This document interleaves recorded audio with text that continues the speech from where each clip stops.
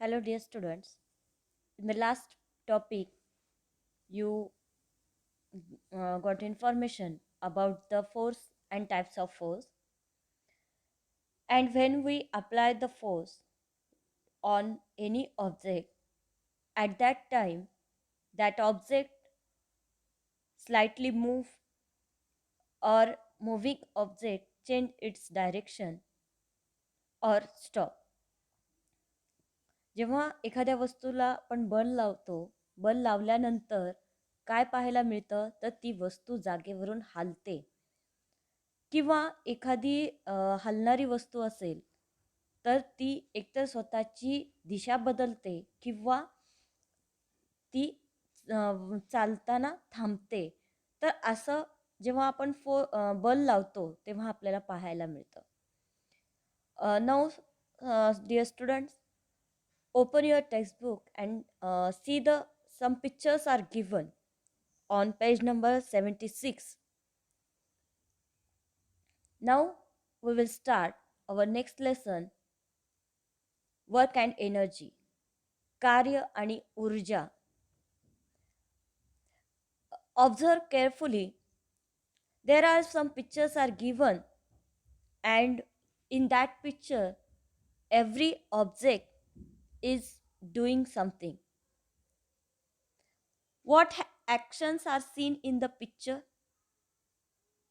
कोणकोणत्या क्रिया चित्रात घडून येताना दिसत आहेत? A boy is playing with a tire. Then a girl lift the school bag. Another girl that pulled a box. The hammering process is done here. Then moving पोझिशनमध्ये असलेला जो ॲरो आहे तो दिसतोय. प्रेसिंग द स्पंज प्रेस केलेला दिसतोय. In these all pictures every person applied the force. Is a force being applied while doing each action? Yes or no? Every person is applying force on its object. त्याच्या जवळचा जो काही object आहे तर त्या ऑब्जेक्टला तो काय करतोय तर फोर्स अप्लाय करतोय. बल लावलं जाते प्रत्येक वस्तूवरती त्या व्यक्तीकडून बल लावलं जाते. In the various action in the picture has the object changed it's original position. चित्रातील विविध क्रियांमध्ये वस्तूने मूळची जागा सोडली आहे का? यस, सोडलेली आहे. That leave its place. तो त्या वस्तूनी स्वतःची जागा सोडलेली आहे. टायर मूव्ह झालेला आहे, बॅग लिफ्ट झालेली आहे, वर उचलली गेलेली आहे.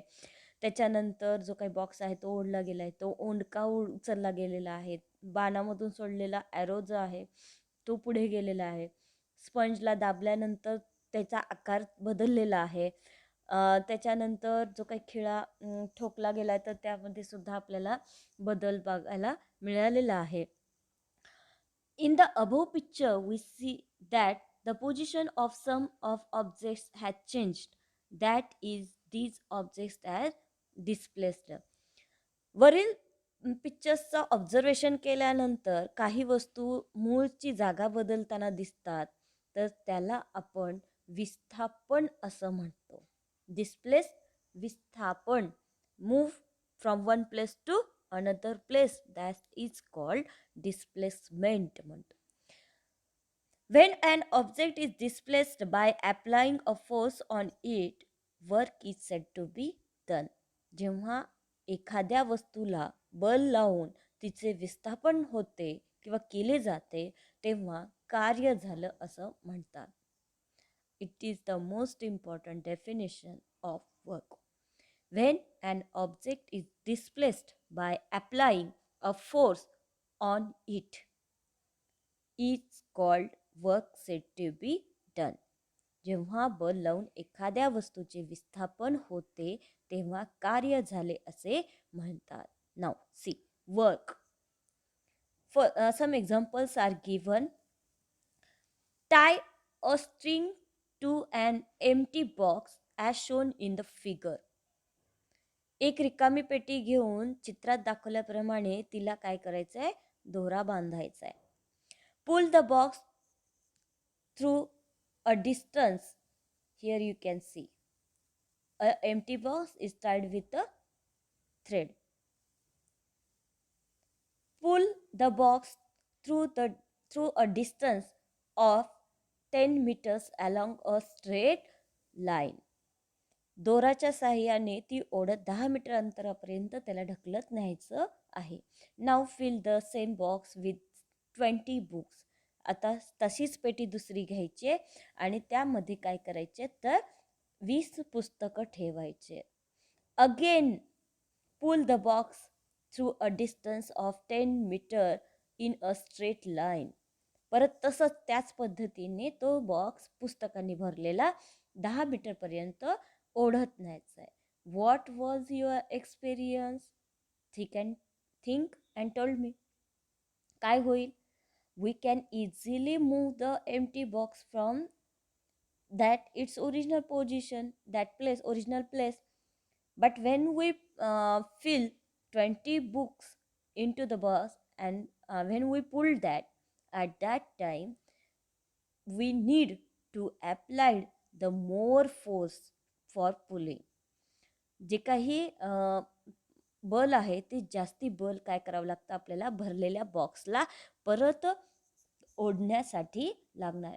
नाव pull this loaded box through a straight distance of 20 metre. नंतर काय करायचं आहे आपल्याला, तीच पेटी 20 पुस्तकं जी भरलेली आहे ती 20 मीटर अंतरापर्यंत ओढत न्यायची आहे. When did you feel that more work was done? कोणत्या वेळेस कार्य अधिक झालेले जाणवेल? When we pull the 20 books loaded box displaced again for 20 metre. जे काही 20 मीटरपर्यंत अंतर आपण डिस्प्लेस करणार आहेत तर त्या वेळेस आपल्याला काय होतं, जास्ती कार्य झालं असं जाणवतं. More work is done for the same displacement when the more force is applied to do the work. कार्य जास्त झालं असं कधी समजतो? जेव्हा जे काही विस्थापन आहे ते विस्थापन सारख्याच अंतरासाठी झालं असेल तर जेव्हा बल जास्त लावलं जातं तेव्हा ते कार्य जास्त असतं असं समजलं जातं.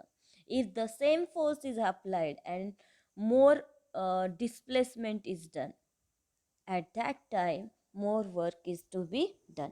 आणि जर समजा बल सारखंच लावलेलं आहे दोन वस्तूवरती पण डिस्प्लेसमेंट एक ज्याचं जास्त झालंय त्याच्यावरून आपण काय समजू शकतो तर तिथे वर्क जास्ती झालेलं आहे.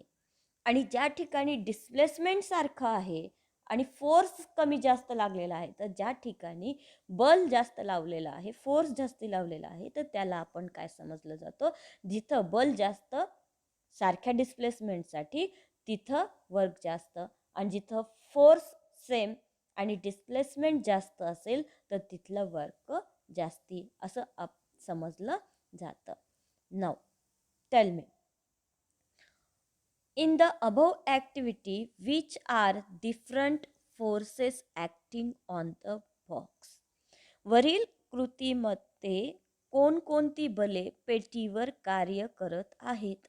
कोणकोणते बल असतील? फोर्स कोणते लावले असतील? कोणाकोणाचा फोर्स अप्लाय झाला असेल?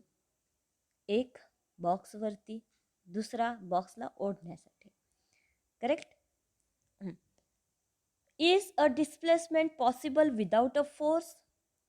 बॉक्सला ये इकडे चल असं म्हटल्यानंतर तो बॉक्स हलेल का? त्याच्यासमोर नुसतं बसून राहिलं तर बॉक्स हलेल का?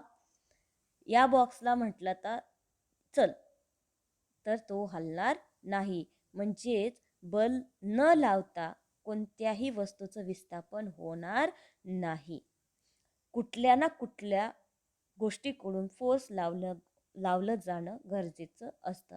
If a force is applied with both the hands of a wall will there be a displacement. भिंतीवर दोन्ही हातांनी बल लावल्यास विस्थापन होईल का?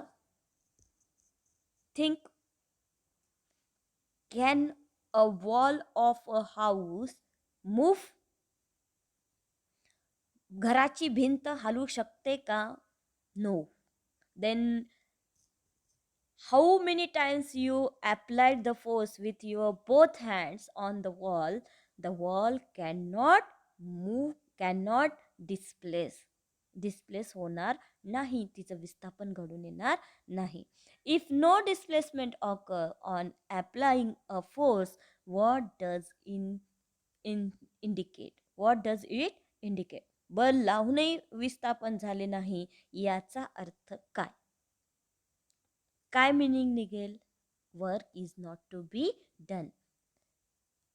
It is necessary to count the work, to measure the work. There is should be necessary to apply the force and should be display that object. ती वस्तू मूव्ह होणं गरजेचं आहे. इतकंच नाही तर त्यावरती फोर्स अप्लाय होणं गरजेचं आहे. फोर्स लावला तरच डिस्प्लेस होऊ शकते. Now here see. using a pulley. a wheel, एक प्रकारची व्हील आहे which has a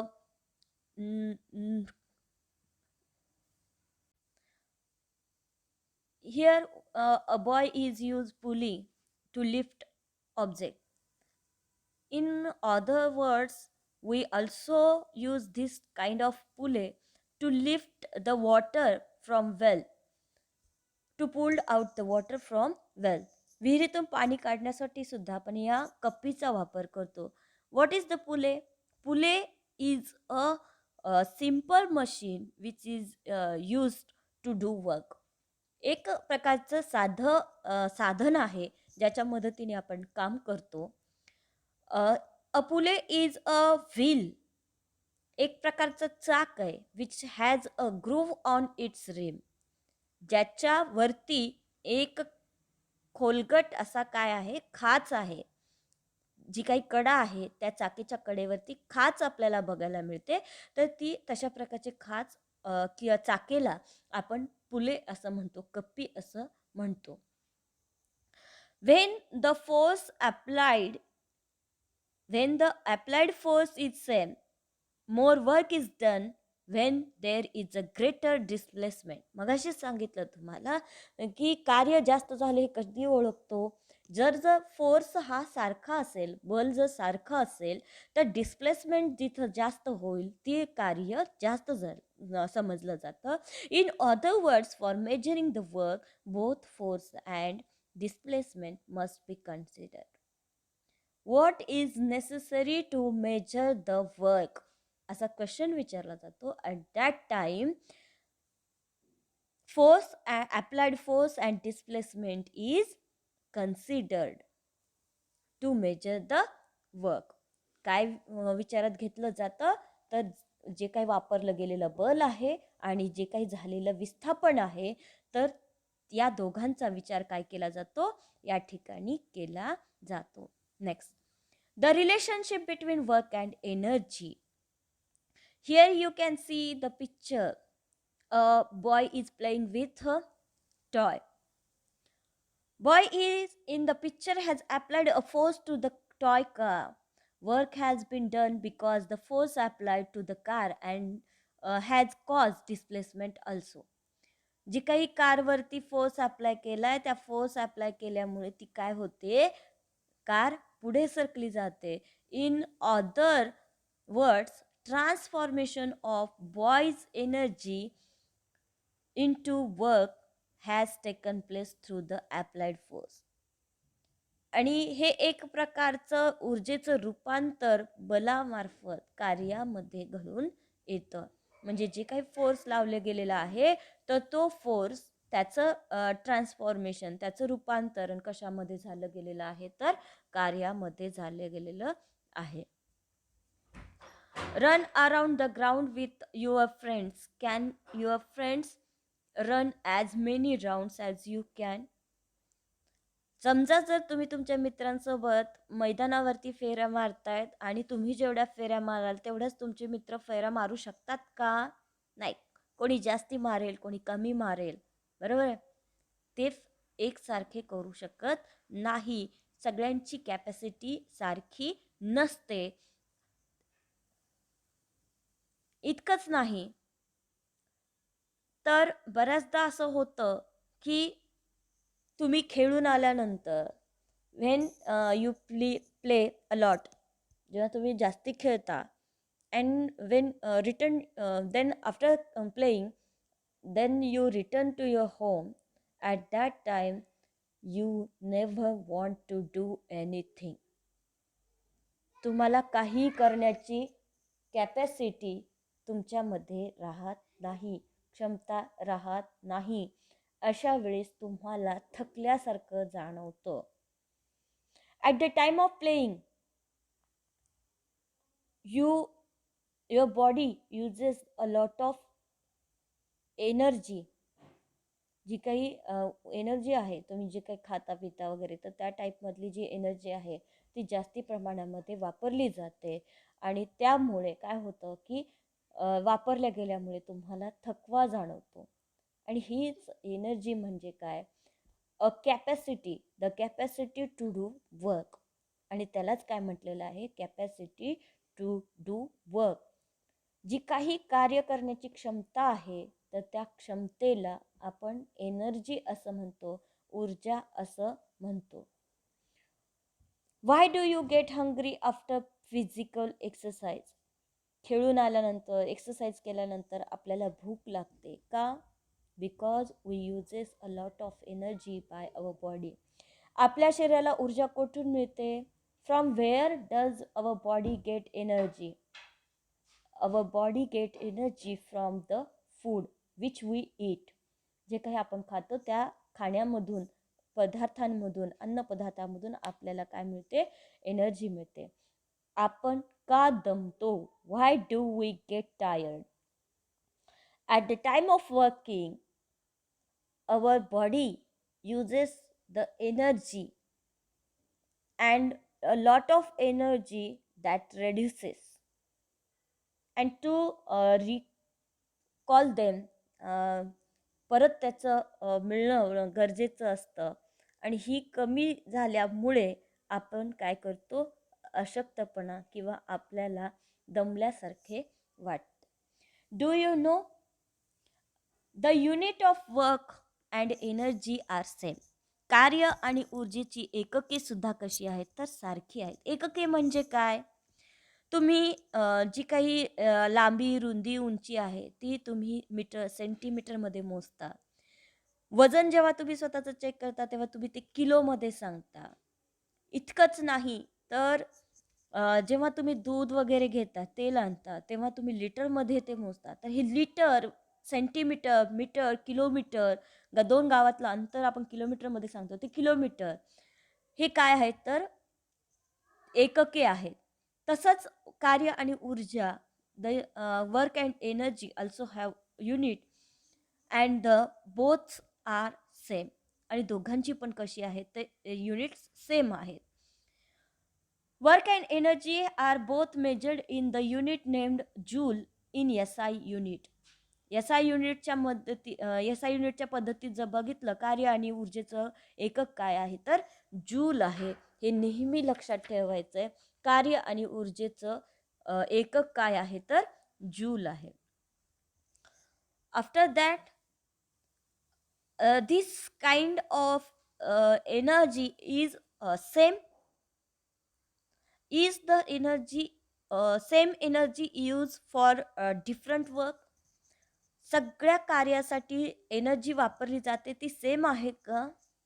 Wien we drive a car, एखादी कार चालवत असेल तर त्यावेळेस जी काही एनर्जी आहे तर ती एनर्जी कोणती असेल? आपण ढकलतो म्हणून ती कार चालते का? नाही. We uses the petrol diesel like fuels in it, and by using that energy we drive our vehicles easily. आणि म्हणून आपण आपली जी काही व्हेकल्स आहेत ती चालवू शकतो. Then when we